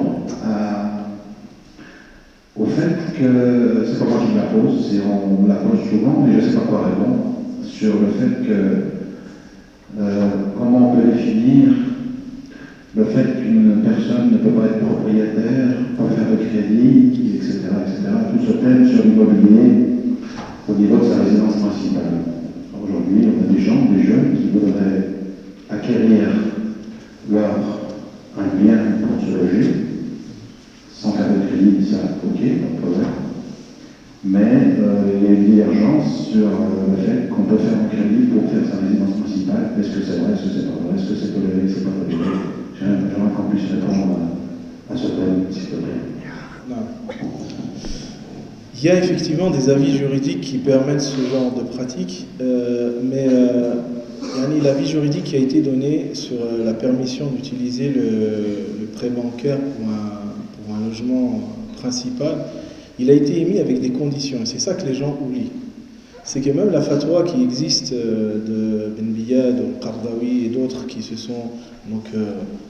ont émis une fatwa permettant justement l'utilisation ou le fait de passer par des banques pour acheter un domicile principal, c'est pas pour secondaire mais principal, il est fait avec des conditions. Et c'est ça que beaucoup de gens oublient. c'est qu'ils ont tendance à oublier qu'il y a des conditions. Déjà, il faut que la notion de darura, elle soit présente. La notion de nécessité, parce que c'est une règle dans le fiqh.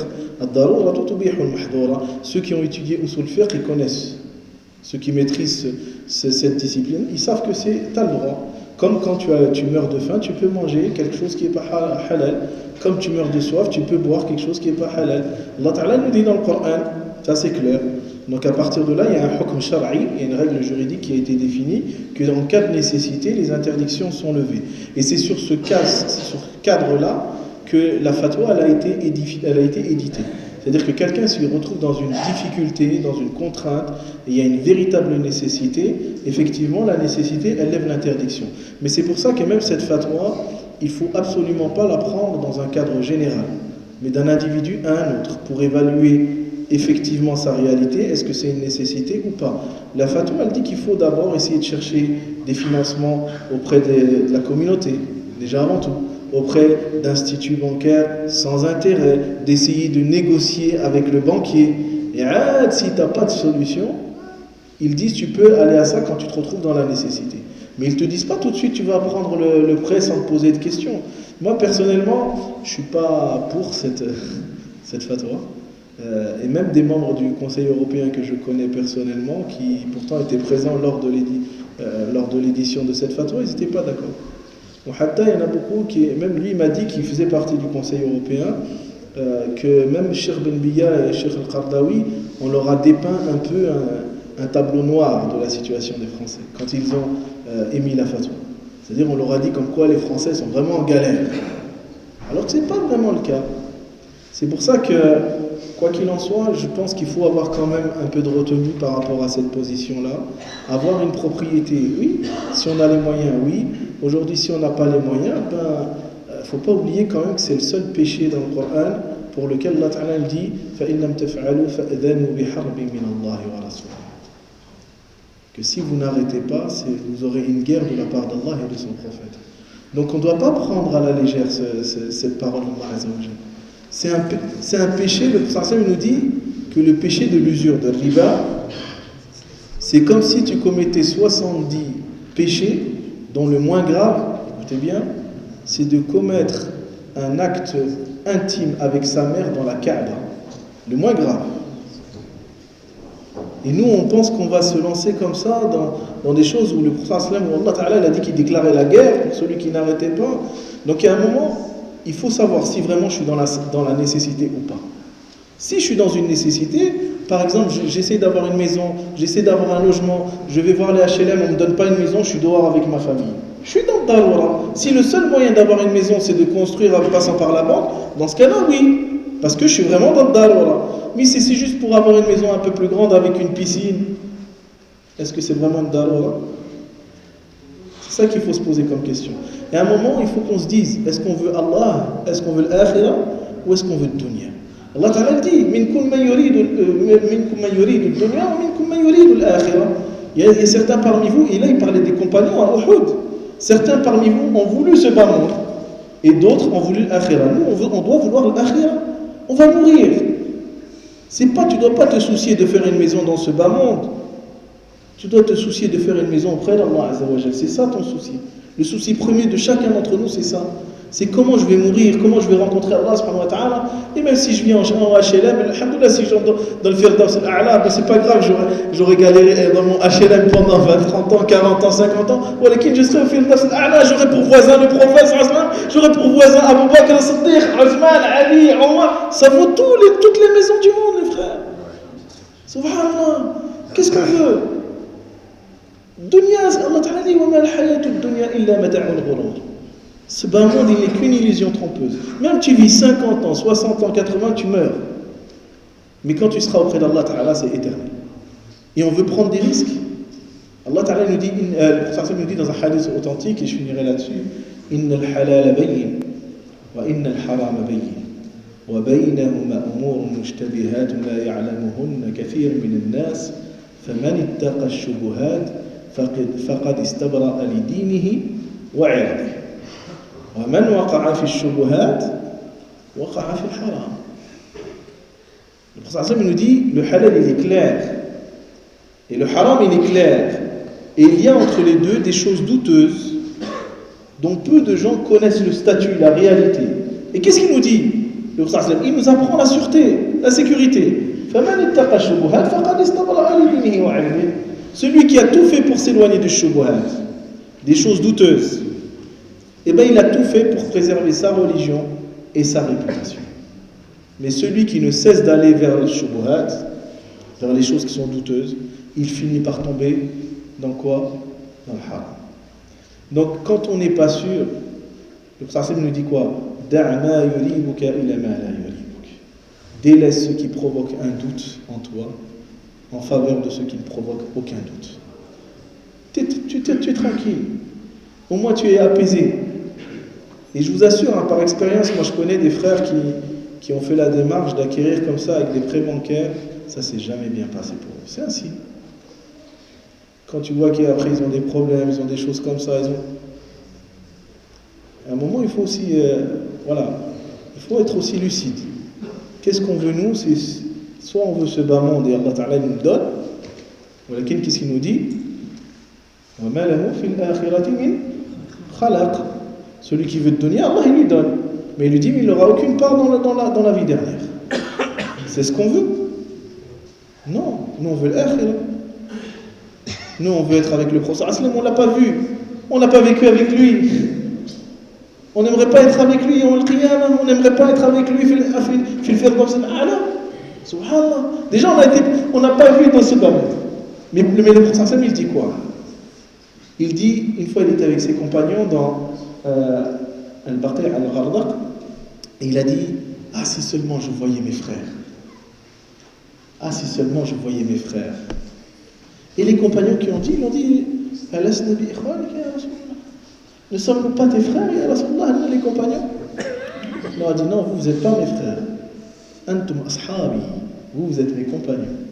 Mes frères, c'est ceux qui viendront après vous et qui m'auront jamais vu, mais qu'ils auront tellement le haqq, avec cette envie de me voir, qu'ils seraient prêts à tout, à sacrifier leurs biens, leur personne, leur famille pour me voir. Et il dit, ils viendront dans une période de trouble.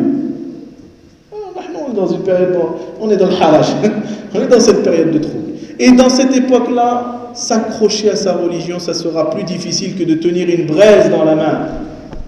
Voilà ce qu'il nous a dit le prophète. Il nous a jamais dit que ça allait être facile. Il nous a jamais dit que ça allait être simple. Il nous a jamais dit que ça allait être le club med, les vacances. Non, ça va être dur. Mais celui qui s'attache à son dîn, il aura une grande récompense. Parce qu'il dit aux compagnons, et ceux qui s'attachent à leur religion à cette époque-là, ils auront la récompense de 50 hommes parmi vous. Sahaba lui ont dit 50 hommes de leur époque. Non, de vous les Sahaba. Subhanallah, ça vaut pas le coup. Tu as la récompense de 50 Sahabi, de 50 Abu Bakr, de 50 Omar, de 50 Uthman. Alors que toi, tu es sûr que tu n'auras jamais fait comme eux. Dans ton engagement, non? Juste parce que tu auras tenu à ta religion, juste parce que tu auras des principes. Et là, il ne faut pas qu'on cherche toujours le chemin de la facilité. Il faut aussi qu'on sente qu'on fasse un effort, qu'on fasse des sacrifices, ben c'est pas grave, j'aurai pas une villa, c'est pas grave, je l'aurai auprès d'Allah Azza wa Jal. J'aurai pas de piscine, j'aurai une grande piscine auprès d'Allah subhanahu wa ta'ala. Ma femme, elle pourra pas s'y baigner, elle pourra se baigner comme elle veut, fil Jannah. Khlas. Il y a un moment, il faut qu'on fasse des choix. Allah Azza wa Jal qui nous fasse faire les bons choix. Donc là, soyez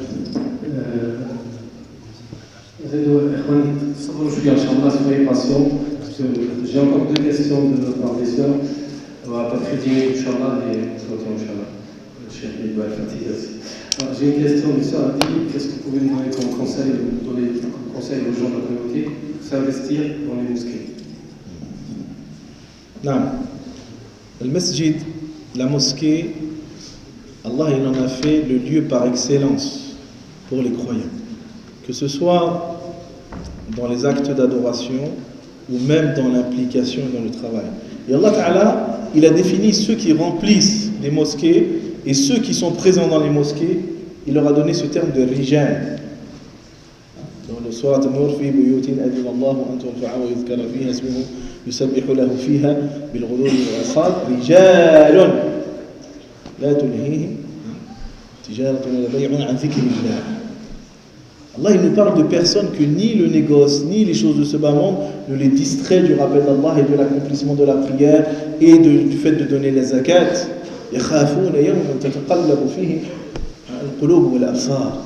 Et ils craignent un jour où seront bouleversés les cœurs ainsi que les regards. Eh bien, Allah Ta'ala nous dit que ce sont ces types de personnes qui doivent être dans la mosquée. Et donc le croyant, il doit avoir ce souci de le masjid. Le masjid, c'est pas se dire, bon, il y a des responsables, moi ça ne me regarde pas le reste. Tous les musulmans, on est responsables du masjid. La masjid, c'est un centre névralgique. La première chose qu'il a fait le prophète sallam en arrivant à Médina, c'est de construire un masjid. C'est pour marquer l'importance. La première chose qu'il fait, quand il arrive même à Quba, c'est quoi? Construire un masjid. Masjid Quba. Et ça pour marquer l'importance de le masjid et d'avoir ce sentiment de responsabilité par rapport à Bayt Allah. Que ce soit dans la propreté, dans le fait de tenir cet endroit propre. Vous savez, il y avait une femme qui faisait partie de Ahl al-Sufa. Elle avait pour habitude de balayer la mosquée. Et le prophète, il la voyait et un jour, il est parti en expédition et quand il est revenu, il a trouvé cette femme, il ne la voit plus. Il ne voyait plus qu'elle balayait la mosquée. Et il a dit, où est-ce qu'elle est cette femme qui balayait la mosquée? On lui a dit, elle est morte. Je lui ai dit, pourquoi vous ne m'avez pas dit? Il est parti jusqu'à sa tombe. Et il a fait le dua pour elle. Il a fait une prière pour elle, juste parce que pourquoi elle donnait l'importance à Bayt Allah.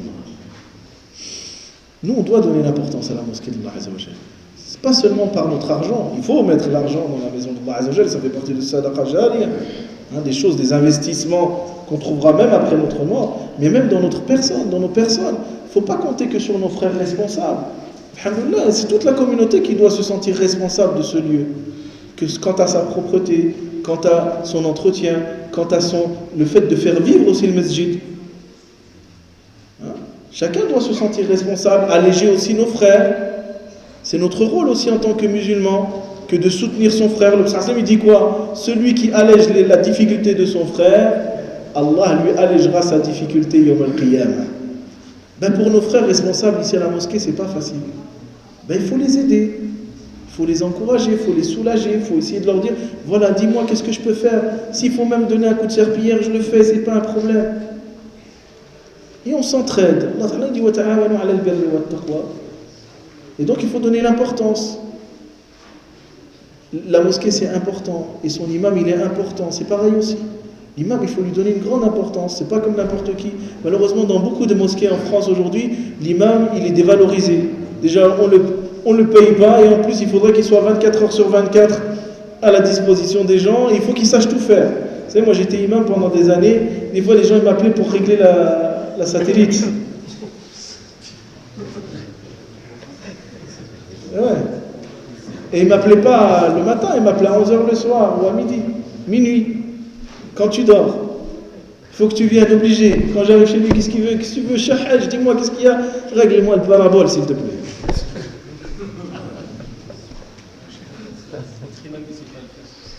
Alhamdulillah, c'est pas ça. Une fois, c'est pareil. Voilà, il faut qu'on donne le qimma à notre imam. Il faut qu'on lui donne une grande valeur. Il ne faut pas qu'on le rabaisse à faire des choses qui ne sont pas le rôle de l'imam. Et je vous assure que si vous respectez l'imam et la mosquée, Allah il vous mettra le baraka dans tout ce que vous faites. Il vous donnera une baraka dans tout ce que vous allez entreprendre. Mais si vous faites vous en prenez à l'imam, vous en prenez à un masjid, il ne faut pas vous attendre à une baraka derrière. C'est pour ça, c'est important. Que ce soit l'imam ou la mosquée, il faut lui donner son importance, il faut participer. C'est pas la propriété d'un tel ou un tel, c'est la maison d'Allah. C'est Allah. Et si Allah il a désigné des responsables pour être à cet endroit-là, c'est pas pour rien aussi. Donc plutôt que d'accabler nos frères responsables parce qu'on n'est pas content, parce que ça, parce que si, on les aide. On les aide à faire mieux. On vient leur faire une nasiha, c'est ça notre devoir. C'est d'aller voir nos responsables de mosquée, de leur dire, voilà, vous êtes responsables, moi qu'est-ce que vous pensez, on fait comme ça, comme ça, comme ça, je veux du bien pour le masjid. Qu'est-ce que vous en pensez? C'est pas je viens, je crie, je fais des choses, et après ça fait des disputes au sein du masjid. Donc c'est vraiment un lieu qui doit être un lieu d'apaisement. J'ai une question d'une bonne sœur. donc c'est une sœur convertie qui travaille. Donc, elle a entendu cette conférence, ce cours. Elle se demande par rapport à son travail, et par rapport aux contraintes du travail, par rapport au hijab, au voile, par rapport aux horaires de prière. Elle se demande par rapport à ce qu'elle a entendu, est-ce qu'elle est dans le juste milieu ou est-ce qu'elle est dans le laxisme? Mais après, je ne sais pas quelle est sa réalité à cette sœur. Voilà, c'est ce qu'elle a dit. Elle a dit qu'elle travaille et puis qu'elle a des contraintes par rapport à son hijab. Je pense qu'elle doit enlever le voile pour le travail. Et puis les prières, elle ne peut pas les faire à l'heure. Donc, si cette sœur, elle est pas dans le besoin, si, alhamdoulilah, son mari, il apporte des moyens suffisants pour qu'elle vive convenablement et qu'elle n'est pas obligée de travailler, elle n'est pas dans la nécessité de travailler, sa religion c'est meilleur. C'est toujours mieux qu'elle préserve sa foi et sa pratique et son voile et sa prière. Après, pour une personne qui est vraiment dans la difficulté, comme une mère qui est isolée, qui vit seule des enfants, elle n'a pas le choix, il faut qu'elle aille travailler parce qu'elle a des enfants et qu'elle a besoin de nourrir sa famille, que voilà, elle est dans cette nécessité-là, c'est pas la même chose. Là, c'est une question, voilà, c'est pour ça que je dis que ça dépend d'un individu à un autre. Si elle n'a pas de mari, c'est qu'elle est obligée de travailler, si elle n'a pas le choix, c'est le principe qu'on trouve dans Usul Fiqh. La nécessité lève les interdictions. Et donc là, elle essaie de faire au mieux pour préserver sa religion, elle n'a pas le choix. Ou alors, celui qui la critique, qui lui trouve un époux qui prenne soin d'elle et qu'elle n'aura pas besoin d'aller travailler, c'est tout. C'est facile de critiquer, de jeter et d'accabler nos frères et nos sœurs quand ils sont dans la difficulté, mais pour leur venir en aide, c'est autre chose. Donc, soit on vient en aide à nos sœurs pour qu'elles ne se trouvent pas dans des situations de contraintes et de difficultés et qu'on subvient à leurs besoins, comme ça elles peuvent garder leur religion, soit dans ce cas-là, il faut pas juger. Il ne faut pas juger parce que c'est des sœurs, on ne sait pas ce qu'elles vivent. Elles sont peut-être toutes seules, elles ont des difficultés financières, il n'y a personne qui les aide, et malheureusement, elle n'a pas le choix que d'aller travailler, d'enlever son hijab. Elle n'a pas le choix, ce n'est pas quelque chose qu'elle choisit. Et là, subhanallah, Allah Ta'ala, il sait bien sa situation. De toute façon, tu peux dire ce que tu veux, Allah Azza wa Jal a'lamu bihali. Allah connaît mieux sa situation. Donc c'est pour ça que je dis que si c'est juste une question de confort, de vivre mieux, le mieux c'est de chercher l'akhirah. Mais si c'est une question de l'akhirah, de nécessité, Allah il connaît la situation des gens. Rapidement, Inch'Allah. Tout à l'heure, vous avez dit il ne faut pas s'étonner s'il n'y a pas de construction de maisons, si on interdit la construction des mosquées, c'est parce qu'on ne vote pas. Est-ce que c'est vraiment juste ce problème? On a bien voulu Non, c'est pas que ça. Il y a une idéologie derrière que malgré qu'on se présente. Non, mais déjà, il y a une idéologie derrière. Il ne faut pas se leurrer, il y a une idéologie derrière. Aujourd'hui, les musulmans ne sont pas forcément très bien vus par certains. C'est une réalité. Si nous, on ne fait pas les choses, on ne s'organise pas, on ne travaille pas, on ne s'implique pas pour changer les choses, il ne faut pas s'étonner que les choses ne changent pas. Si demain, ils voient que les musulmans, ils votent, il ne faut pas croire, c'est des gens, c'est des carriéristes, hein. Ce n'est pas des gens qui ont des convictions ou quoi que ce soit. Ils ne regardent que des chiffres. La preuve, c'est que la plupart des élus partout en France, ils font leurs actions en fonction des gens qui votent pour eux. S'ils vont voir que les musulmans ne votent pas, ou que les quartiers ne votent pas, par exemple, même sans parler des musulmans, il y a un quartier qui ne vote pas. Moi, je vis dans un quartier où les gens, il y a un grand taux d'abstentionnisme. 60-70% d'abstention. Et le maire, il n'a rien fait pour ce quartier tout le temps où il a été dans son mandat. Au contraire, il a fait quoi? Que mettre des caméras pour nous surveiller, enlever, ne plus subvenir, donner des subventions aux associations de quartier pour aider les jeunes, pour aider... Voilà ce qui est arrivé. Parce que le quartier, il ne vote pas. Et pour les musulmans, c'est la même chose. Ils sont conscients que les musulmans ne votent pas. Donc c'est pour ça qu'ils font des lois anti-islam, des lois contre le hijab, ça. Si demain, les musulmans, on est quand même au minimum, je dis bien au minimum, 7 millions de musulmans en France. 7 millions de musulmans en France, ça veut dire quoi? C'est un Français sur 10. Et on n'est pas capable, subhanallah, de faire bouger les choses. Alors que, subhanallah, les lobbies, que ce soit sionistes, que ce soit LGBT, ça se compte en centaines de milliers de personnes. Ils ne sont même pas 1 million. Et aujourd'hui, tu ne peux rien dire sur eux. On insulte les musulmans, c'est normal. Oui, mais c'est voulu pourquoi? C'est voulu pourquoi? Parce que nous aussi, on bouge pas. C'est-à-dire que si on bouge un peu et qu'on fait changer les choses, c'est comme j'ai dit, ces gens-là, ils sont des carriéristes. S'ils voient que slahtoum, c'est chez les musulmans, ils vont venir demain, ils vont même faire la prière avec toi. Je peux te jurer qu'ils viendront faire la prière avec toi. Il y a des quartiers en France où le maire, il vient faire tarawih avec les croyants. Il n'est pas musulman, mais il fait quand même tarawih. Il dit non, mais je vais faire la prière avec vous. Parce que c'est une majorité de musulmans dans ces endroits-là et qu'ils votent, ils participent, ils agissent. C'est une réalité. Il faut qu'on soit factuel, il ne faut pas qu'on soit dans des fantasmes. Hein, nous, les musulmans, on aime bien les complots, on aime bien ça. Il faut être factuel. La réalité, elle est que si tu travailles, les choses, elles changent. Tu ne travailles pas, les choses, elles ne changeront pas. Allah Ta'ala nous dit قُلْ اعْمَلُوا فَسَيَرَى اللَّهُ أَعْمَالَكُمْ وَرَسُولُهُ وَالْمُؤْمِنُونَ ثُمَّ إِلَيْنَا مَرْجِعُكُمْ. Allah il nous dit œuvrez et Allah verra vos œuvres ainsi que les prophètes et les croyants. Ensuite, vers nous sera votre retour et il vous informera de ce que vous avez fait. Donc, on a un devoir d'œuvrer, d'agir, de ne pas rester comme ça statique. C'est pas. La da'wa du prophète elle a commencé par quoi? Ya ayyuhal mudaththir, qum, lève-toi. Wa anzir. Le mouvement, le haraka. C'est pas une da'wa où tu restes comme ça, passif, tu subis. Là, le prophète il a été en mouvement, il a fait changer les choses. Il était tout seul à la Mecque au début. Voilà qu'il, alhamdoulilah, après, ça a pris 23 ans, mais il a réussi. On n'a pas la spiritualité du prophète, mais on veut que les choses elles changent du jour au lendemain. Là, déjà il faut qu'on fasse une vraie tawbah. Qu'on revienne vraiment à Allah, qu'on s'attache à lui, qu'on s'accroche. Et après, on travaille. Et si on est vraiment du côté d'Allah Azzawajal, comme il dit Allah Ta'ala, in yansurkum Allah, fala ghaliba lakum. Wa in yakhdhulkum, faman dha alladhi yansurukum min ba'di. Si Allah vient à votre secours, personne ne peut vous vaincre.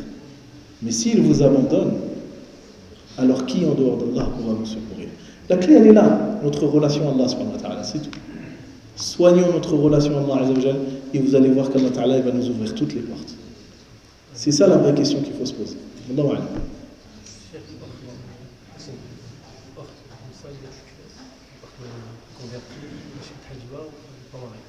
D'accord.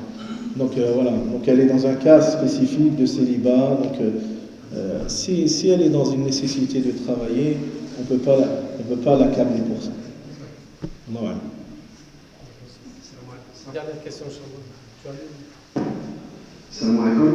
J'aimerais connaître votre sentiment sur le sujet, sur la jeunesse, au niveau des pouvoirs publics n'arrivent pas à résoudre ce problème. Donc la jeunesse des quartiers, stigmatisation, il y a beaucoup de jeunes et beaucoup de jeunes n'arrivent pas à trouver leur place dans notre société. Beaucoup de parents sont confrontés à tous ces rapports entre la jeunesse. Il y a beaucoup de jeunes au sein de cette mosquée. Donc, votre sentiment, quel message vous souhaiteriez leur adresser? Merci. Si j'ai un message à faire passer aux jeunes, c'est de ne pas se sentir des victimes. Il faut arrêter de pleurnicher. Non, mais c'est vrai. Il y a un moment, il faut qu'on se prenne en main. Ils ne veulent pas te donner du travail. Monte ta boîte. Fais un auto-entrepreneur. Tu proposes tes services. Tu te bouges. Tu fais les choses. Si tu fais niya, Allah il va t'aider. Tu n'as pas besoin des gens, tu as besoin d'Allah Azzawajal. C'est qui donne le risque? Ce n'est pas les êtres humains, c'est Allah. Donc on ne veut pas te donner du travail. Tu sais que ton risque, Allah il te l'a déjà écrit. Ben va le chercher ailleurs. Pourquoi tu pleurniches? Pourquoi tu te victimises? On m'aime pas. Eh bien on t'aime pas. Fais en sorte de faire les choses autrement. Comme je vous ai dit, Youssouf il a été mis en prison. Mais il n'a pas fait la victime après derrière. Oh, vous m'avez mis en prison alors que j'étais innocent, c'est grave ce que vous avez fait. Là, il a travaillé. Et ça, c'est vraiment un message que je donne à mes jeunes. Soyez les premiers à l'école. Devenez indispensables. De façon, quand ils voient votre nom, ils savent qu'il n'y a pas meilleur que vous dans ce domaine. Ils iront vous chercher à l'école. Moi, je connais un frère, subhanallah, il était tellement un génie dans la programmation des micropuces, des microprocesseurs. Ils sont que 7 au monde à savoir faire ce qu'il fait. 7. Et que 2 en France. Les Américains, ils sont venus le chercher en France. Ils ont dit, tu viens travailler avec nous là-bas. Il a dit non. Il a dit, bah d'accord, reste en France, on te fait un bureau, toi tu nous envoies ton travail. Lui, il a dit, non, moi j'ai ma religion, je ne veux pas m'éloigner d'Allah Azzawajal, je veux un aménagement de travail, je veux ça. Ils lui ont dit amen à tout. Pourquoi? Parce qu'il était le meilleur. Donc c'est à nous de leur montrer qu'ils ne peuvent pas se passer des musulmans. Et qu'on est là, non pas pour leur faire poser des problèmes, mais pour faire en sorte de sortir ce pays de tous les problèmes. C'est ça le rôle du musulman. C'est que demain on apporte une vraie solution pour ce pays, dans tous les domaines. Et l'avenir, c'est nos jeunes. Donc nos jeunes, il faut qu'ils soient les meilleurs à l'école. Il faut qu'ils participent autour d'eux. Il faut qu'ils s'impliquent dans plein de choses pour que demain... Et même si on leur ferme les portes, eh ben, il y a d'autres portes. C'est Allah qui ouvre les portes, c'est pas eux. Donc il faut s'en remettre à Allah Azza wa Jal. Et comme il dit Allah Ta'ala, فَإِذَا عَزَمْتَ فَتَوَكَّلْ عَلَى اللَّهِ. Et quand tu prends ta résolution, ben les jeunes c'est ça, il faut avoir des ambitions. Il faut être ambitieux. Pas pour soi, pas pour dunya, mais il faut être ambitieux pour Allah, pour être les plus hauts auprès d'Allah Azza wa Jal. Allah Ta'ala dit وَسَارِعُوا إِلَى مَغْفِرَةٍ مِّن رَبِّكُمْ وَسَابِقُوا إِلَى مَغْفِرَةٍ مِّن رَبِّكُم. Allah il parle de concourir, d'être les premiers dans le pardon d'Allah Azza wa Jal. Et bien c'est ça. Il faut que cette jeunesse, elle soit une jeunesse d'excellence. Une jeunesse d'excellence dans tous les domaines. Dans la religion, dans l'éducation, dans le comportement, dans l'enseignement, dans le travail. Et vous verrez, les choses, elles changent. Voilà, si on se contente toujours de la médiocrité, ben c'est normal qu'on nous verra toujours comme des gens médiocres. C'est important qu'on se dise des vérités. Allah Ta'ala nous dit, hein, il jure, « Wal-'asri inna al-insana lafi khusr, illa alladhina amanu wa 'amilu s-salihat wa tawasaw bil-haqq » C'est un haqq. Malheureusement, des fois, nous, on ne donne pas le bon exemple. On n'est pas les meilleurs. Quand les musulmans étaient les meilleurs dans le monde, les gens, ils apprenaient l'arabe pour apprendre la science. Subhanallah, imaginez, aujourd'hui l'arabe, on ne veut même pas l'apprendre dans les écoles de France. On apprend toutes les langues sauf l'arabe. Non, on ne veut pas de l'arabe. Alors qu'une époque, subhanallah, il fallait que tu apprennes l'arabe pour être quelqu'un de bien. Vous avez vu la descente qu'on a fait? Ben c'est à cause de nous. Il ne faut pas dire que c'est la faute de un tel. Allah Ta'ala nous dit dans le Coran, Inna Allah la yughayyiru ma bi qawmin hatta yughayyiru ma bi anfusihim. Dieu ne change pas l'état d'un peuple tant que ceux qui le composent ne se réforment pas en eux-mêmes. C'est à nous de changer.